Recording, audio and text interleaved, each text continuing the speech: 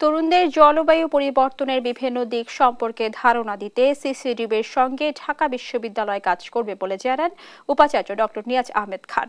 বুধবার গাজীপুরে CCDB climate সেন্টারে জলবায়ু নিয়ে বিভিন্ন শ্রেণী পেশার মানুষের হাতে কলমে শেখার ক্লাইমেট চেঞ্জ ফ্ল্যাগশিপ ট্রেনিং সমাপনী অনুষ্ঠানে কথা বলেন তিনি।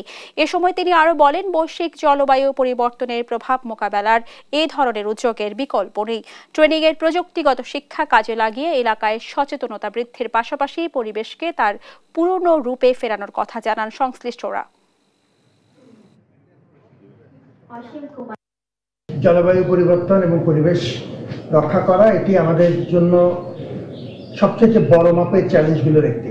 সিসিডিবি যে আয়োজনটি করেছে সেটি হলো যে এই বিষয়ে যারা আগ্রহী দেশের বিভিন্ন প্রত্যন্ত অঞ্চল থেকে অনেক প্রতিষ্ঠানের প্রতিনিধি তারা এক জায়গায় করতে পেরেছেন এবং তাদের ডাকে সাড়া দিয়ে সরকারি বেসরকারি বিভিন্ন প্রতিষ্ঠান এসেছেন এবং ক্লাইমেট বিষয়ে খুব সহজবোধ্য একটি প্রশিক্ষণের ব্যবস্থা তারা করেছেন।